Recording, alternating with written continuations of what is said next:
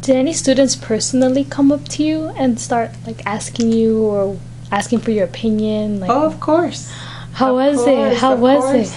it? There were many students who asked, well, they had several questions. First, it was, what happens if we do this? And I said, it's up to the college, whatever action the college takes.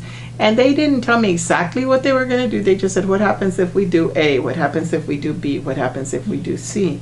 Because in addition to the students inside, there were students protesting outside. Oh, So it wasn't just yeah, it was what 40 people and then inside. 100 out. Yeah. And there were a bunch of people outside also protesting with banners, with, everything imaginable, chanting on the outside. So it was the people inside, but the people outside as well. And so it was very interesting because I think the students were trying to figure out a way to get their message across, but not subdue the message in such a way that nobody would hear it because their actions were so outrageous. Yeah. So they wanted to be measured, but they wanted to be heard. And so the takeover then became kind of that balancing act. And I think the students were very careful in how they proceeded, but they were very dedicated to their cause. I know that they occupied the building for a long time. Yeah. They I really think it was 2 days that they Yeah, occupied. and on the third day, the president from Pomona College said, we really need our building back because it's the administrative building on campus and they needed their building back. And it's, it was a very interesting thing to walk through the Pomona campus and see the sign that said, this building closed due to racism. Due to racism. And it was like, and that was the banner that was sitting at the front there, and everybody that went down College Avenue could see this banner. Do you know who came up with the banner? I don't know who came up with the banner. The students were very creative in the way they came up with the banner. But I think the results were very positive in that the students were promised that their actions, their demands would be heard, that their action wasn't going to go just unheard of, and that people were going to pay attention to the fact that there was a need for greater diversity on the campus.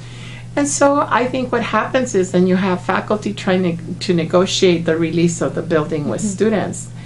And I remember walking in there and talking to the students and asking them, what do you want as a result of this action? What are you hoping to gain? And basically, but when I saw them, they had their demands already set out. They had them set forward. What was interesting, of course, is students, they were in and they were out. Some students were in and they were out. So they were taking turns. So it wasn't like some students were there all the time, but other students were in. They would go to class. Someone would replace and then they them, would, and they would come back. So it was, okay, come, protest, go to class, come back. Protest, go to class, come back. So they were very systematic about their approach. Ultimately, I think the students were successful in a lot of ways. They brought attention to a need that was very much there. I think the administration was more than reasonable in terms of how they reacted. For example, no one got suspended.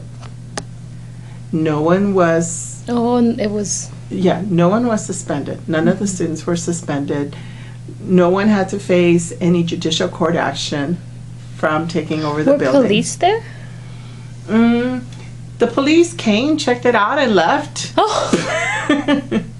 Campus safety. Yeah. Actually, you made me laugh.